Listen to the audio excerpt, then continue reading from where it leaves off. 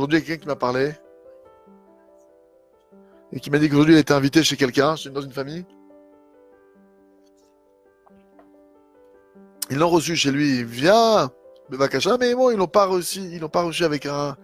Ils n'ont pas été chaleureux. Il a dit, j'ai mangé avec eux. Il a dit, j'ai été assis avec eux. Mais ils m'ont pas fait des sourires. Comment j'étais assis, j'étais dans quelle souffrance, j'ai siégé là-bas. Comme si maintenant, j'attendais juste que ça finisse. Que ça finisse ce repas, qu'il en finisse, que je puisse sortir de là. T'as fait venir un invité chez toi, reçois-le chaleureusement, même si tu donnes rien maintenant. Même si tu donnes rien, il y a une Mishnah, il y a une Pirkei Avot, Avot de Rabbi Nathan. Pirkei Avot de Rabbi Nathan, c'est écrit là-bas, une chose incroyable. Que si un homme maintenant, il donne tous les cadeaux possibles dans le monde, mais qu'il a un visage vers le sol, un visage fermé vers le sol, la Torah elle témoigne que c'est comme si qu'il n'avait rien donné. Il a tout donné maintenant, ce qui est sur terre. Mais avec le visage baissé sur la terre. Il ne fait pas de sourire. Mais si maintenant, de l'autre côté, il n'a rien donné, mais avec le sourire, c'est comme s'il donnait tous les cadeaux du monde entier. Même s'il n'a rien donné, mais il a fait des sourires, il a accueilli. C'est quoi l'essentiel dans tout l'événement? C'est le sourire. Même si tu donnes rien, mais tu lui fais des sourires. Même s'il a donné, c'est comme s'il avait donné tous les cadeaux du monde. Mais si maintenant, à côté de ça, il y a un homme, il est riche, il va savoir ce qu'il peut lui donner. Mais si maintenant, il a un visage fermé vers le sol, c'est comme si la Torah elle témoigne qu'il n'avait rien donné. Comme si le ciel et la terre témoignaient qu'il n'avait rien donné, parce qu'il n'a pas donné l'essentiel. L'essentiel, c'est le sourire, c'est le visage lumineux, c'est le sourire.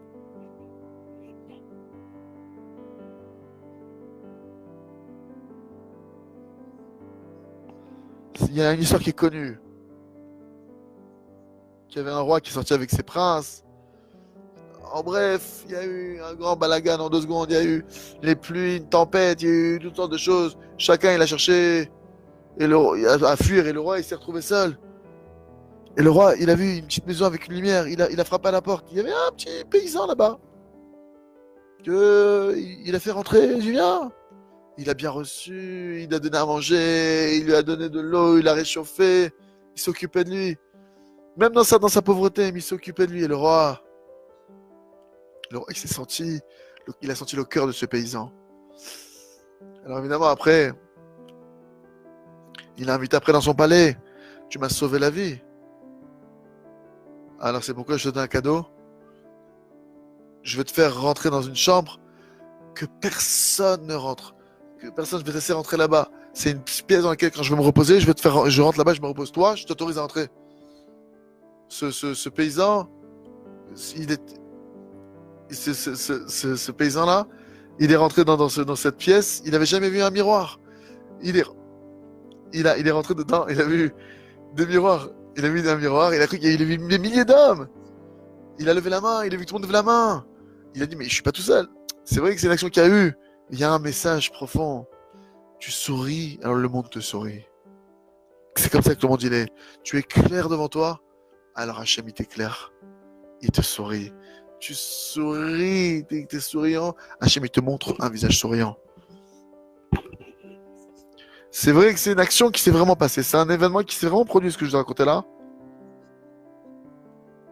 Je l'ai vu écrit, vraiment c'était écrit. Il y a un juif qui a travaillé dans une entreprise où il devait faire des enquêtes, etc.